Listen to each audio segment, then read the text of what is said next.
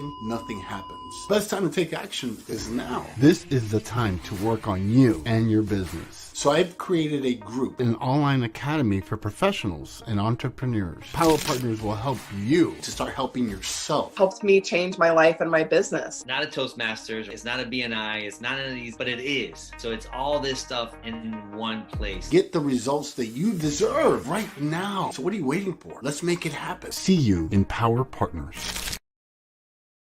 My name is Serena Buffalino. I am the founder of Help Heal Humanity. My career started off as a special education teacher. When my students found out that there were kids in this world that did not have the right to go to school, inspired them. The concept behind the Haiti School Building Project was a small handful of youth in Toronto would help a small handful of youth here in Haiti. The Haiti School Building Project finally opened up last year, September 2018. It has successfully been running for 7 months now, and what I have seen is nothing shy of beautiful.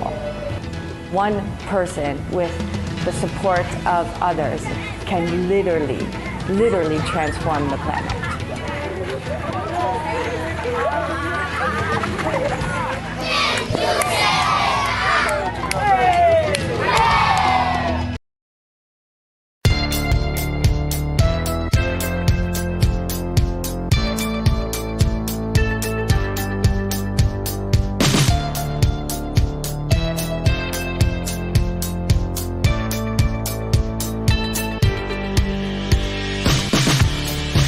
Friday, everyone. Your real worth isn't defined by your net worth. What makes you valuable is how you use what you have been given.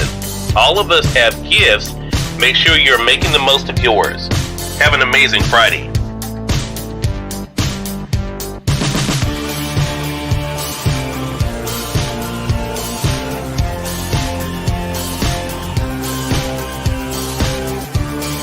It is now the bottom of the hour. I'm excited to welcome Nancy Matthews to our program today. Nancy is an author of a book. I'm going to go ahead and highlight it in the carousel for you guys. There it is, The One Philosophy. I want to talk to Nancy not only about the re-release of the book, but also what it's been like for her to share the message with all of you guys. Nancy, great to have you on with us. Hello, hello, hello. So happy to be here.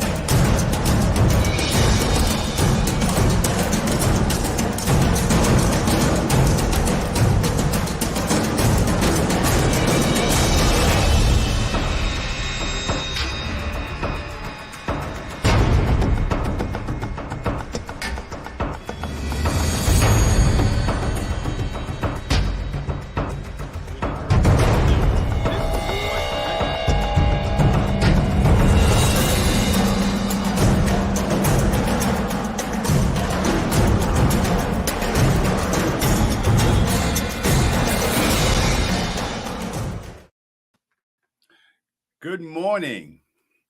Bonjour. Comment ça va? Et toi? Ça va bien? No. Je suis heureux. I am happy. Ni hao. Hola. Bienvenue. I'm sorry. Ni hao. Hola. Ohio. Bienvenue. Wan Ying. Bienvenidos. Yokoso. And welcome. Welcome to another exciting episode of Gem Hunter Stories. My name is Barry B. Mixon, and I am a gemological storyteller. And each week, I get the magnificent opportunity to take you on a journey the places you've never been before, to hear stories you've never heard before. Each week, I get the magnificent opportunity to take you on a mental, physical, and spiritual adventure into the art, science, history, and magic of gemstones, precious metals, and fine jewelry. And I use those three things together in order to help you discover the value of your own stories. Ladies and gentlemen, I'm just going to start out by telling you, get a piece of paper and a pencil because you don't want to miss anything. In fact, those of you who want to train with me in the future, I will give you a 10% discount on your sessions once this is the key, understanding what I'm going to do today. This will be your first test in order to train with me. So let's just get right into it.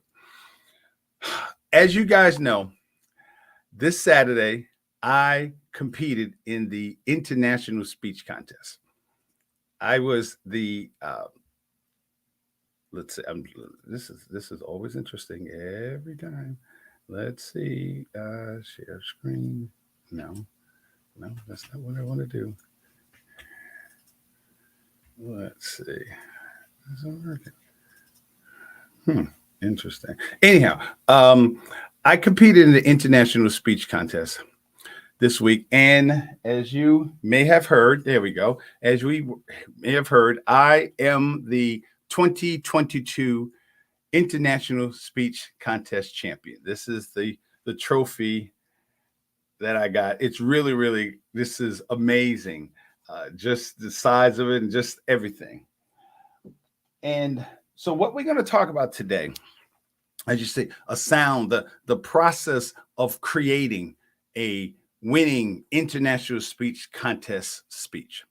Because what normally happens lots of times is when you compete in the international speech contest, and each year, for those of you who are not Toastmasters, each year, Toastmasters is a speaking organization. It's been around for 100 years. And each year we have speech contests. You have 4 of them. You have the evaluation speech contest where you're evaluating someone else. You have table topics where you have to speak extemporaneously about any topic. Then you have the humorous speech contest, which to me is the hardest contest because you have to make people laugh or humorous for 7 minutes and 30 seconds. And then you have the cream of the crop, the ultimate, the international speech contest, where there's 320,000 people in Toastmasters, about 170 countries. And all these countries, all these clubs, all these people in these clubs will compete for this thing called the International Speech Contest, which ultimately leads to the World Championship, where you become the World Champion of public speaking. And the number one question that people ask me, first they say, congratulations, how do you feel? How does it feel? Things like this. But the number one question that people ask me, let me just go through some of it. So here's the certificate that I received. Wonderful. Kamaria, thank you so much for doing such a great contest. This is me winning that contest, winning the thing. It was absolutely magnificent. Here is with myself, to my right, to my left would be the International Speech Contest president. I'm sorry, Toastmasters president, which is really interesting. When I won in 2012, I took a picture with the international president at that time. So 10 years later, here I am standing with the international president of Toastmasters again, and 2 world champions. To my right would be Ed Tate right over here. And then this is Craig Valentine.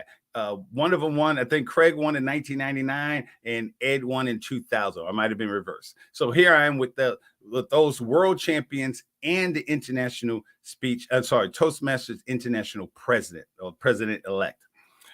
And here is this is a picture you don't see that often. 3 black men together, feeling and experiencing the power of this moment. The gentleman in the back, Greg Thompson. Greg Thompson was the person in my first contest in 2009, Greg Thompson beat me, and I was devastated. Oh my God, I was so angry with him, and yet we are such great friends now and brothers now because of this experience. Ivory Gwynn, and Greg is now the district director of District 103. Ivory Gwynn, who was the first Black man I saw when I first joined Toastmasters, I thought he was the supreme commander of Toastmasters because everybody was like, Ivory, Ivory, Ivory for everything. And he went on to become a district director 2 times. So this is a picture that I'll always cherish of all 3 of us coming together. People ask me, the first question is, why do you compete? Why do you do this? I've been competing since the beginning. I started in Toastmasters in 2007. I did a couple of speeches. I left 2008, came back 2009. So I've been competing for all these years, in the 13 years since I started. And people always ask me, why? Why do you compete? And they'll say things like, well, why don't you compete? Like, you'll always get someone to say, well, there's no money. You're not making any money. What do you get out of it? And I always smile when they say that, because if you're thinking like that, then you don't really understand what the contest is. Because you're right. You don't get a dime. In fact, you wind up paying money because practicing, time, everything else, energy, a lot of sleepless nights, getting up 3 o'clock in the morning. And when people say to me, what do you get out of it? What they're not understanding is the process. The International Speech Contest is really a transformative event. You're not the same person you were when you first decided to compete, because what the International Speech Contest makes you do is truly look inside of yourself. It is as excuse me, as anybody who knows me knows that the person I was 15 years ago and the person I am was totally different, completely different. I was angry. It was insane. Sometimes the anger inside of me was breathtaking. Sometimes I look back at myself and go, damn, for real? This contest, this organization changed my life. And that's what I want to talk about today, because a lot of people will come to me and say, over the years, it's amazing how many people come to me and say, I want to be the next world champion of public speaking. And they just literally skip the International Speech Contest. Just like, this is the year. I can think of 3 people off the top of my head that just came to me from nowhere. They've been in Toastmasters a year, 2.5 years, don't know anything. And they'll say, yep, I'm going to be the next world champion of public speaking. You're like, okay. Because I smile, not saying that they can't do it, not saying they don't have the skills, not saying they don't have the voice. It's just what they're not understanding is the process. And that's what this show is about. You don't value. The reason why you don't understand the process is because you don't understand what it is. You don't understand that the main thing I teach on the show is value. So we're going to go through the process. Because what the International Speech Contest makes you do is take an idea, and take it from a rock, take it from just something where it's just a grain of sand or rough diamond in your mind, sometimes way in the back of your mind, and you make it into something spectacular. You make it into something extraordinary within yourself. It's not about this. It's not about this. I got a whole bunch of these. This is my 6th championship as far as on a district level. God knows how many individuals, maybe I think I counted 20. I got like 40, 45 of these. I got 2 more in the way. That's not what it's about. It's not about, obviously there's no money. It's not about the trophies. It's about the process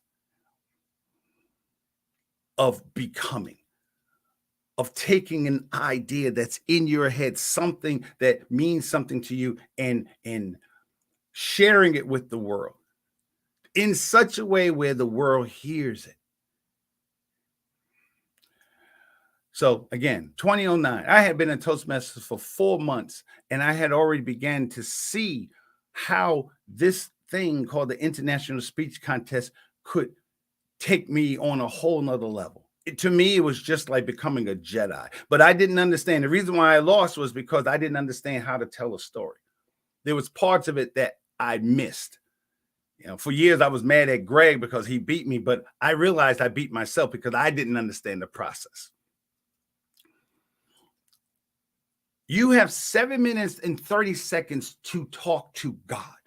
And I say that to all my clients because there is nothing like standing on the stage. And as in my speech, it says standing on the stage of your life and for one brief shining moment, creating a sound. Because when you understand, and I've talked about As a Man Thinketh, you guys know my book, when you talk about telling that story, you have to understand whether you're at a club, in an office, or a church, or just a school room, your words have power. Your words have power, and they don't just go forward to the audience, they go up to God. So when you are deciding to compete in the international speech contest, don't just take it like, oh yeah, okay, I'm going to compete, and you're going to throw something together because you think that your voice, your talent, you are anointed, and somehow it's just going to come. No. What is it that's inside of you that you would want to talk to God for? If you had 7 minutes and 30 seconds to speak to God, what are you going to say? What are you going to say? You can't just talk about nothing. I mean, just simple things like, oh, the Cubs won today, or oh my God, did you see what happened with Kanye? How does it speak to you? How does that thing that you feel speak to you? How has it changed you? How has it transformed you? And that's why I'm saying that International Speech Contest is a transformative event, because you have to look inside of yourself and ask yourself, what are you going to say?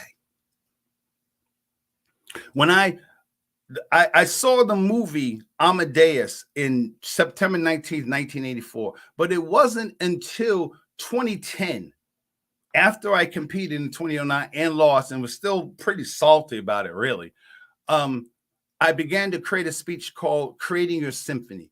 And when I looked up the word symphony, this is the beginning of the whole concept of what I'm doing today and what I've been doing literally for all around the world for years, is the understanding of what the definition of a symphony is. A symphony, look it up. This is directly from Webster's, a harmony of sounds, especially with instruments. We know that, but there's also a harmony of any kind.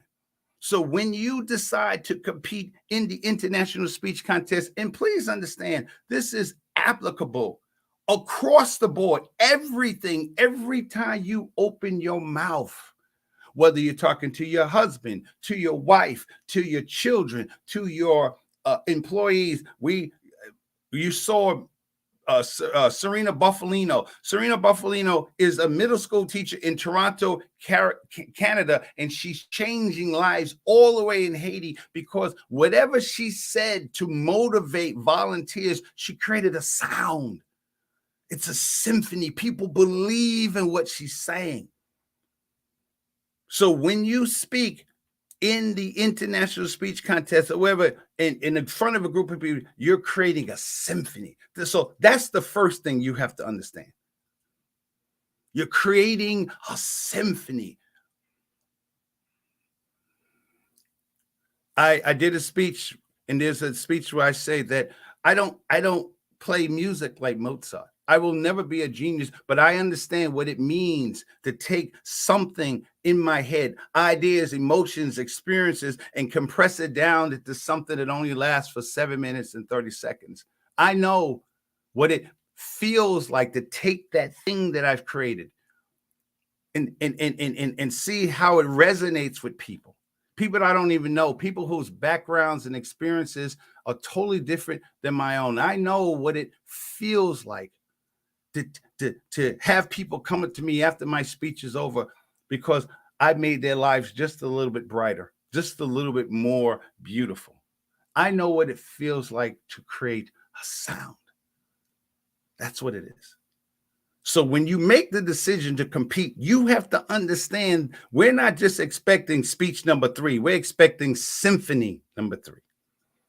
So the opening, sound. And we're going to go through this because I want to get to the end, because that's what I normally miss out on because I get so into this. So sound is the initial direction. When you make that decision to speak on that level, the international speech contest, think about what it means. They didn't say the 147th Street speech contest. They didn't see the Baptist Church speech contest. They didn't see AT&T corporate Toastmasters speech contest. They said the international speech contest. So in your mind, you have to understand what you're doing. And when you make that decision, you have to decide which direction that you're going to take. If you want to talk about you fell off your bike when you were 7 and what that meant to you, then you have to understand, look at what the significance of that means to you and how does that relate to the audience, the sound.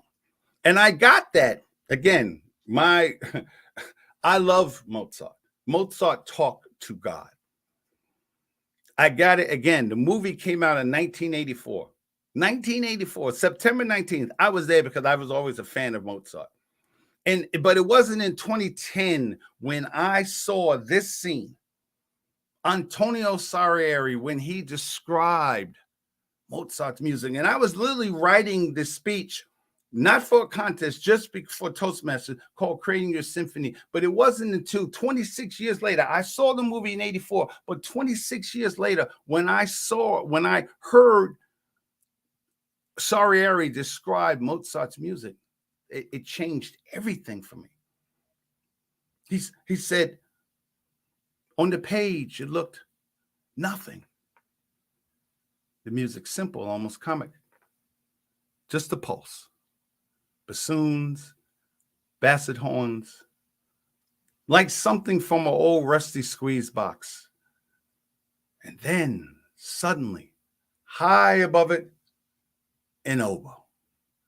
A single note hanging there, unwavering, until a clarinet took it over, sweetened into a phrase of such delight.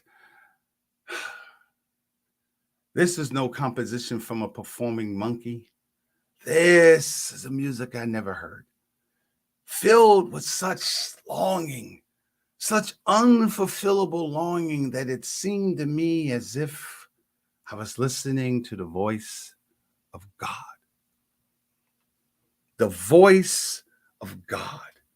And what's so significant about that, what blew my mind when I saw it was, we don't know.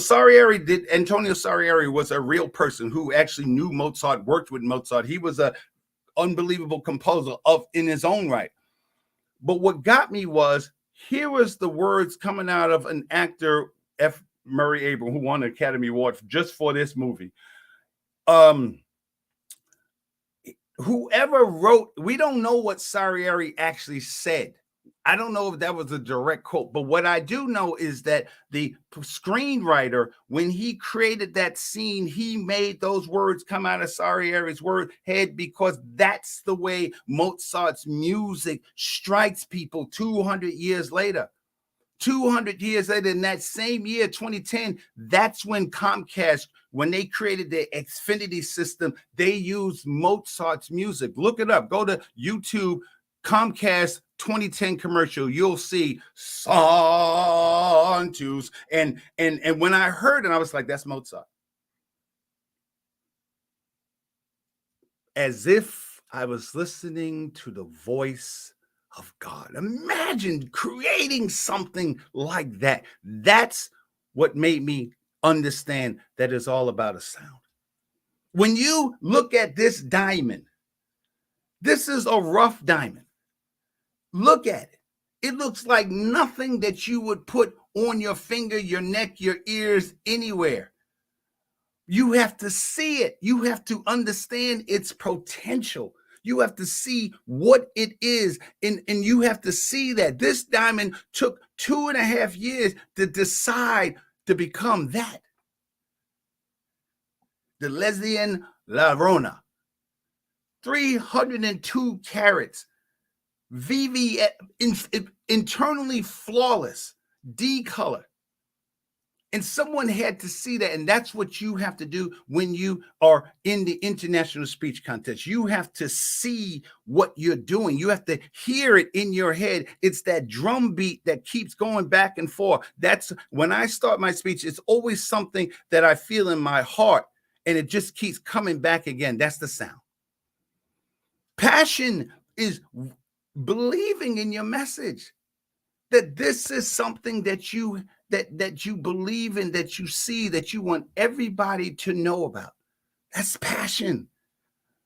I can't tell you how many times I see or hear speeches at that level, or in a corporation or schools, and I'm training my students, and they'll just say magnificent things, but they'll say it like, well, you know, this is what I do, and I just do it. No.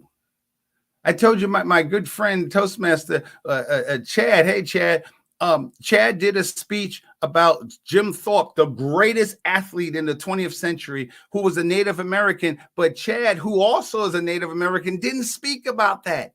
Tell me what that means to you. Passion. Again, you know, if I'm going to marry somebody, I'm not going to give them a ring and say, hey, listen, girl, you know, we've been together for 2 weeks. I like you, you like me. What are you doing next Tuesday? You want to get married? No woman's going to say, yeah, okay, I'll marry you. There's no passion. So when you creating your speech, when you're creating your symphony, it has to feel it. The audience has to feel it. And that brings us to the hero. The hero is the bridge between what you're saying and how does that resonate with the audience and everybody. And you have to understand, when you're competing, when you're in the international speech contest, the first thing you have to understand clearly is everybody's not going to hear you. No matter, I don't care who you are. I don't care how many championships you won. I don't care how many places you've been. I don't care if you're a professional storyteller, voiceover person. It doesn't matter. You got 7 minutes and 30 seconds to create something. You have to be the bridge, because there's always going to be somebody in the room. You have to understand that no matter how great your speech is, they're going to look at you like, yeah, okay, whatever. And you have to understand that. And that is the greatest feeling in the world, because things that, at least for me, things that I was feeling, the severe insecurity things that I was feeling inside of myself, I felt like I was a rock. In my mind, my mother made me feel like this is who I was for years, for decades. That's who, just a rock. I didn't even know I was a diamond, just a rock. But it wasn't until I started understanding this, I realized this is who I am inside. And you have to, and the audience has got to feel that. When I talk about Napoleon, there's no doubt that there's somebody that I love. When I talked about Roberta Flack's music, and you know, you felt the sun rose in our eyes, in your eyes, and the moon and the stars. There's no doubt in your mind that whatever Roberta Flack was, whoever she was talking about, oh my God. It's amazing. The antagonist. And we're not going to spend a whole lot of time on the antagonist because we have before. The antagonist is what you're always going to go through.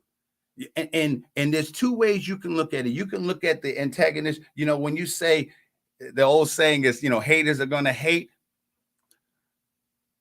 Take it to the next level. Use the antagonist. I was not going to compete this year. I was done. I had 5 championships. You know, I've done all the things that I'm like, cool. But over the 6 years, the last time I actually competed was like 2016. I came in second place in the international speech contest.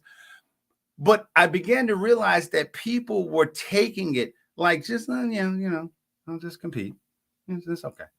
And I was like, really? That's it? That's it?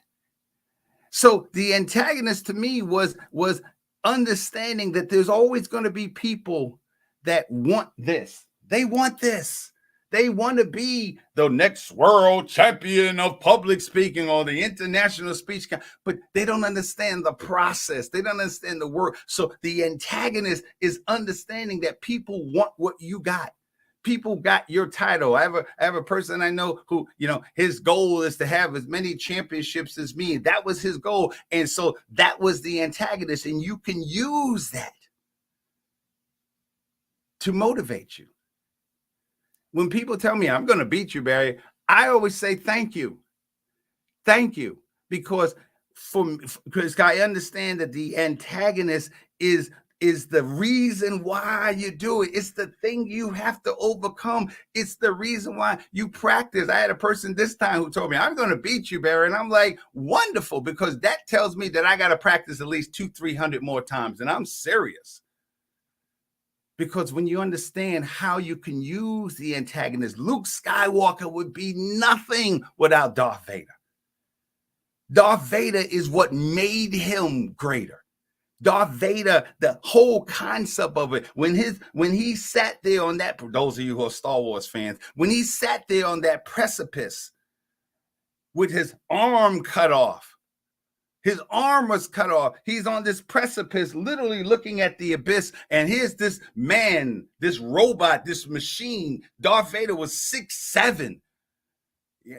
And he just said, Luke, you not yet realize your importance. You've only begun to discover your power. Join me. And together we can rule the galaxy as father and son. That was what he said.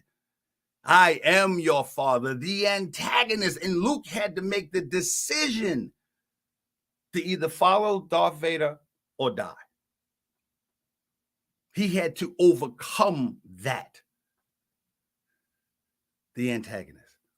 But what we're going to talk about, so before I get there, what we're going to talk about is, or what you have to understand is, you're always going to have an antagonist. You're always going to have the obstacle. You're always going to have somebody who's better looking than you, who has a better sound than you, who has a better vocal quality than you, who might be more well-known than you. There was a guy in Toastmasters, he had a beautiful British accent.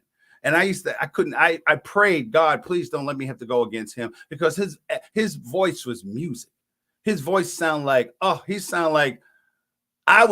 not even gay. I loved his voice. He was just so British. And I was like, please, God, don't let me have to go against him, because I'd have to come up with something else in order to beat that. The antagonist.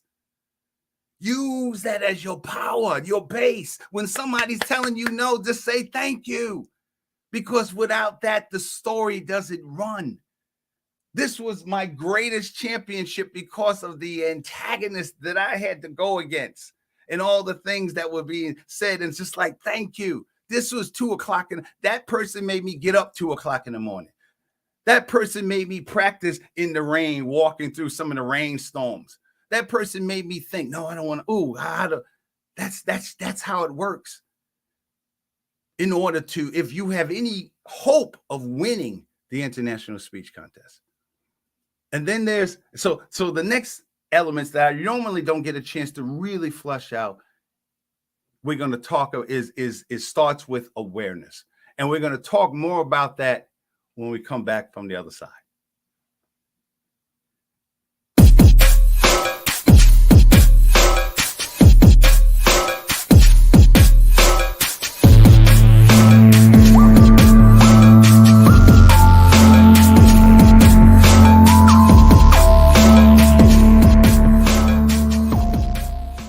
Imagine what it would feel like to do something, to make something, to build something, to design something, to invent something, to teach something, to write something, to draw something, to dream something, to discover something, to create something in your life so profound, so magnificent, so extraordinary, that someone years, decades, centuries later describes your work, your symphony, your sound, as if they were listening to the voice of God.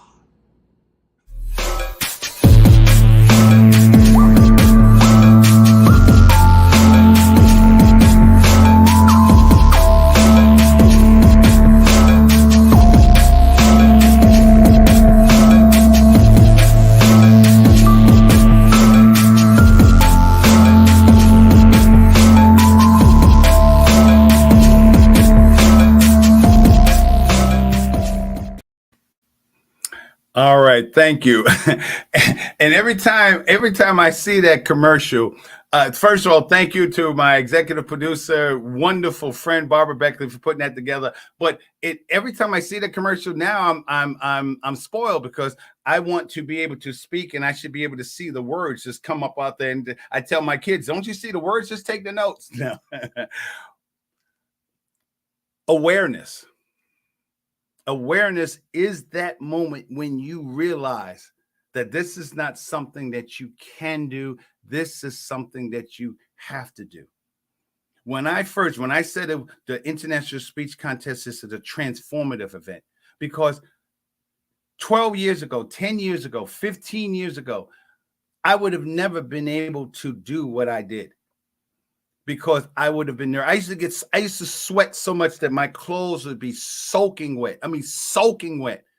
My heart would be, I would always feel like I didn't have enough moisture in my mouth because it's just the feeling. And now I realize that I can do this. I'm not saying I don't get nervous.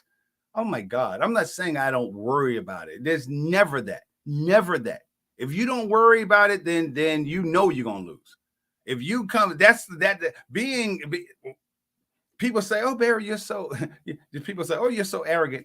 No, if you realize how many times I practice, if you realize the reason why I lost in 2016 is because I had an anxiety attack. The first time, I've been to war, Iraq, Afghanistan, never had an anxiety attack. I'm sitting there at the International Speech Contest 2016, and I'm drinking a water bottle, and my hand was shaking like that. I just was so terrified that I was going to forget my speech somewhere in the middle and just have to walk off the stage. So awareness is when you have gone through so many things in your life that the message, what you want to say, your symphony is something that you have to do. If Mozart didn't play that music, it would have never happened to me 220 years later.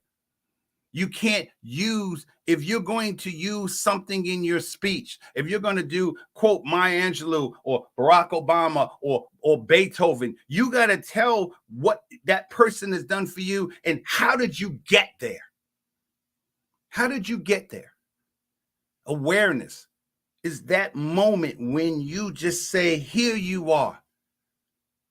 Remember that scene from Idlewild? Have you ever seen the movie Idlewild? And the singer and Paula Patton goes up there and she's nervous, and then she just starts to bell. You can see this energy shift where she's like, do, real. And then she gets into it.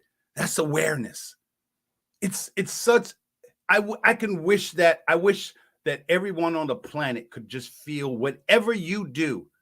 You're a mom, you're a firefighter, you're a police officer, you're a doctor, you're a nurse, you're a teacher. That moment when this is what you have to do. And all of us has felt it. But what the International Speech Contest makes you do is understand, almost have the expectation, if you do the work, if you do the process, if you work at it, that moment will come where you just understand that, yeah, this is it. The most important person you have to tell a story to is yourself. Is yourself. We're not all members of Toastmasters. We don't all get a chance to compete in speech contests, but you do every time you do the things that you do in your life. That conversation with your husband, that conversation with your wife, or your business partner, your best friend. That's what you have to do, that business that you want to build. If you want to build a hot dog business, you have to understand that this hot dog, your hot dog business, is the hot dog business. This is the thing that people do. And if you don't sell hot dogs, nobody is going to. Awareness. The next one, transformation. Transformation, I've always understood it, but transformation is two things.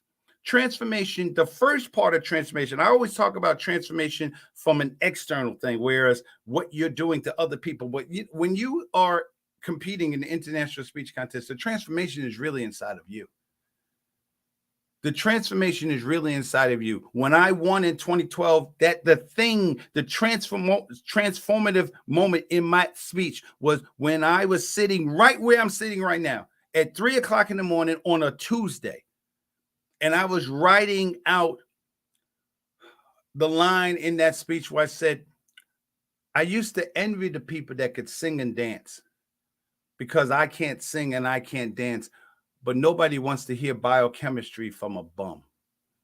Nobody wants to give you a job because you can't fill out the second line of that application. You know, the one that says address.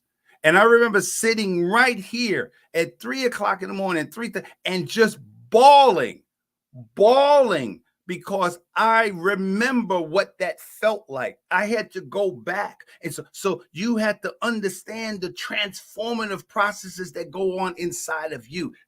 That's what you need to bring if you have any hope of winning the international speech contest and more or less the world. The transformation has to start inside of you, and what people will feel is your transformation. There are people who know how crazy I was, and they look at me. Ask Barbara, text her, ask a whole bunch of people.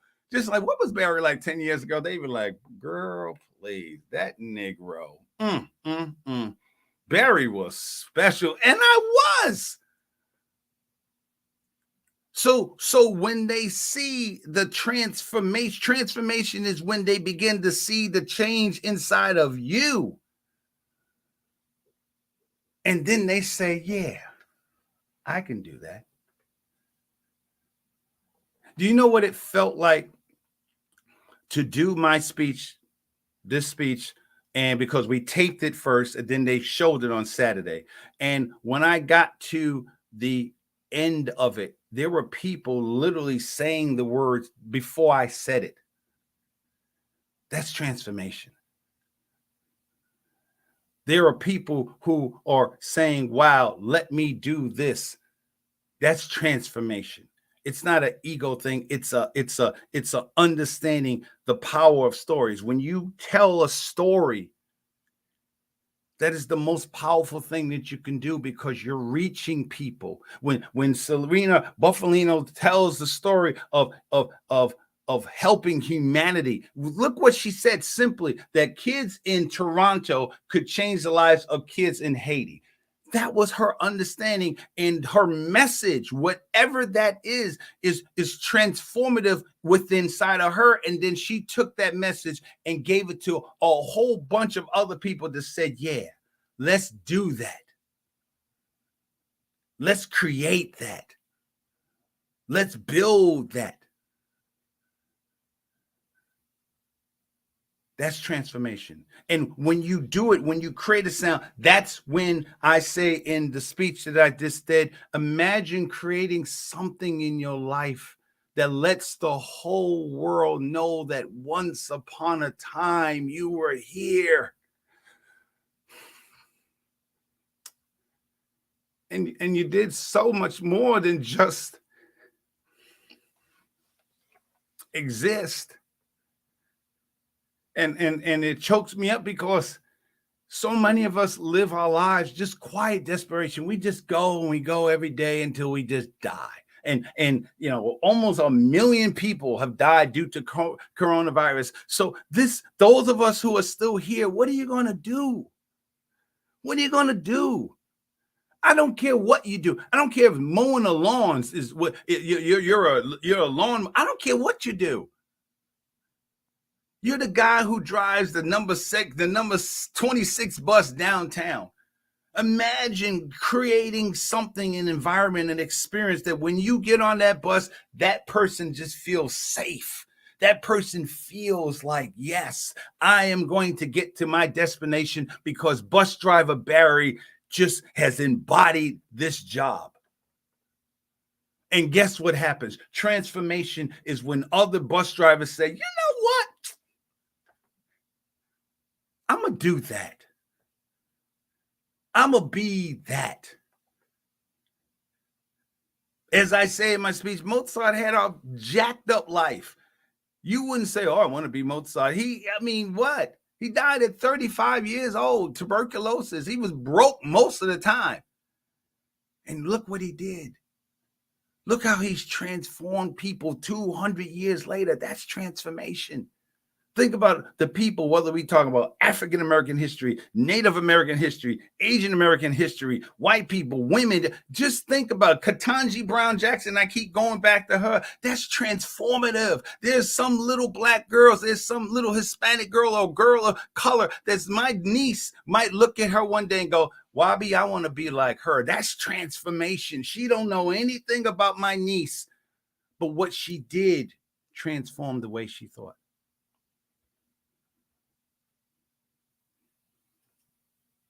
Sound. The name of my speech was a sound. That's what resonates. That's what resonates.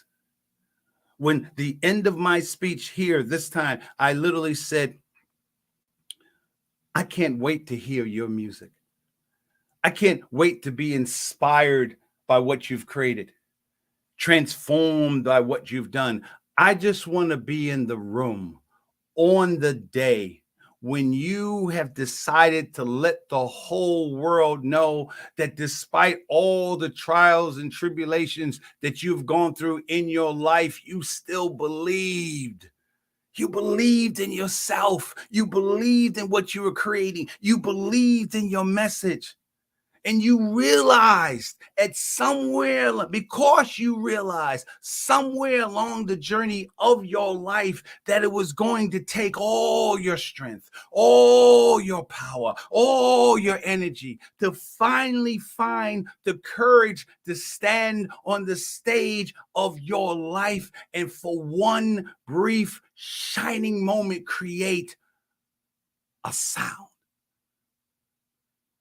And when I said that, and we were looking at the recording of it, and I'm sitting there, and because it was just a crescendo, I didn't create that. I didn't say, oh, okay, this is at this point I'm going to do this. It was just from within inside of me. And when I said, for one brief shining moment, create, and it was like all the air was out of my lungs and I had to bring it back just to be able to say a sound. And when I was sitting in that room, at least 7 people, I heard them say a sound. In the same way I was saying it. That's the last sound. That's what resonates. When you get the trophy, all the trophy is a reminder to you that you did that. Once upon a time, you created something beautiful. Once upon a time. And to be able to do that again, that is what changes you. The difference between me competing this year and me competing in all the other contests was because this was the first time there was an awareness inside of me that it was something that I could do. That if I did the work, if I did the process, if I dedicated to myself to it, this would be my last international speech contest. Not because, people, you see boxers and athletes and they come back after winning a championship, because I always thought that it was never going to be as good as the first time. That what happened in 2012 could never happen again. And I realized that wasn't, I needed to do it. I needed to enjoy the process. I needed to see if I could sit down and have the dedication, the perseverance that it took to create something like that. To take away all the noise that people were saying about me, to me. I'm going to beat you. I'm this. I'm the next world champion, all this stuff. You got to limit all that other noise that's in your head and create your symphony, your sound. Imagine doing that in your life. Not just the international. That's just an example that I can show people to take them through. Imagine this is what you can do in your life. This is what you can do for yourself and the people around you, your community. You can create a sound. Think about how many people in history. That's why I talk about art, science, history, and magic. Think about all the people in history who are long since dead. Cleopatra, we've talked about. Napoleon, we've talked about. Women pirates, we've talked about. Madame Marie Curie, Obama. I mean, just think about the people that you know just from one name, because they created a sound.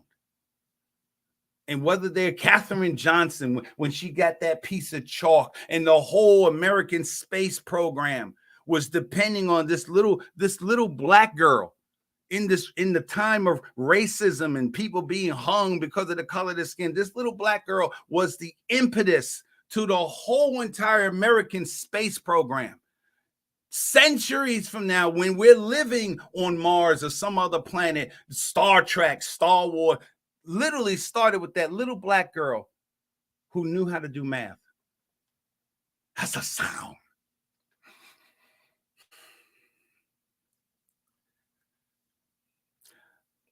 That's what it felt like.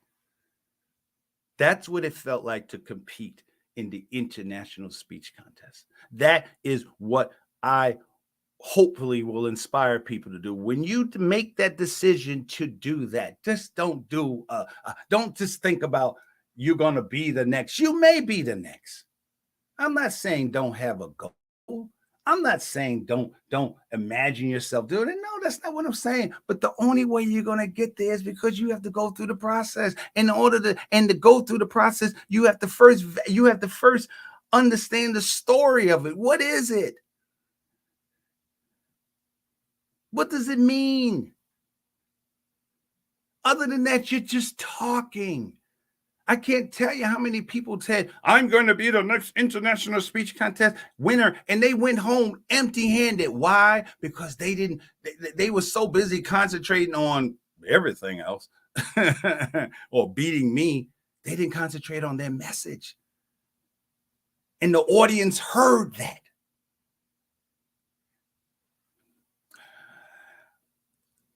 So, and what I want to do is just spend a few minutes talking about this subject and telling you about something that Barbara and I created as a result of, because these conversations usually after the show's over, we usually talk God knows how long afterwards. And out of that came this thing, what we call the Love Lab. The Love Lab is a show that we have on Friday nights at 10 o'clock. And it's called the Love Lab, not the antagonist lab, not the argumentative lab, but it's conversations that we're having with people using these principles, talking about men and women, talking about relationships, talking about communications, and we've been doing this for a few weeks now. And at first I didn't think it was going to really fly, but I was really surprised and honored by people who wrote me emails and said, hey, I missed a couple of weeks because I was training for the contest. And I was so honored when people text me, Carolyn Riley, who I talked about last week. Carolyn said, hey, you still doing the Love Lab? What's going on? I missed you. I missed the show. And that's when I began to, wow, because the Love Lab is a place where it's a safe place where we can communicate value. What do women want and need? What do men want and need? It's so literally, and I was thinking about it the other day, what the Love Lab is, it's that early part in a relationship where you just first meet that person and you're on your best behavior. You know, you're, and I'm not saying you met because you want to date. You just met, and you're on an airplane. You're on your seat is 6A, and her seat, and this woman comes up or this man comes up, and they're sitting in 6B, and you're having this communication, and you're taking a 9-hour flight to Paris, so you're forced to sit together. You're forced to, if you choose to communicate, and you're listening to each other. You're listening to each other, and from those conversations come relationships, become greater understanding, because you had to listen. And because of the time, because of, you got people around you, hopefully you're not going to act a fool on a plane and get thrown off or whatever, but you're listening. And what you're really doing is the same principles that you're doing in Toastmasters, the same principles that you're doing in the international speech contest. You're telling the person what's important to you, what you believe in, the way you see the world. That's what you're doing. That's what you're doing. And so that's what the Love Lab is on Fridays at 10 p.m. Just come on. I'll send you a post, and come on and just give us who you are. What's important to you? What does it mean to you? And again, if you're interested in training with me or getting a copy of the 7 Elements of Storytelling, send me an email. I'll do better on returning email. Sometimes I get, again, I was so busy, but this will change your life. Again, you may not be doing it for a trophy, but you're doing it to engage and empower who you are. And if you do it right, if you're willing to go through the process, you will create a sound. You will resonate for people in your community and people around you. So I know we went over a whole lot. And again, as this show continues on, I'll be talking about different elements of a sound, of a speech, of a story, and using gemstones. But again, my name is Barry Mixon, Barry B. Mixon, and I am a gemological storyteller. And what I want you to do, your homework assignment will always be to take time to look at yourself. Take time to see the things that you've done and the things that you've created in your life, the time that you've been here. See the things that people around you in your community, your husband, your wife, your kids, your relatives, see what their neighbors, what they've done, and begin to discover the value of not only their story, but more importantly, your story. So until next week, hope to see you Friday, 10 o'clock on the Love Lab. Until then, bye-bye.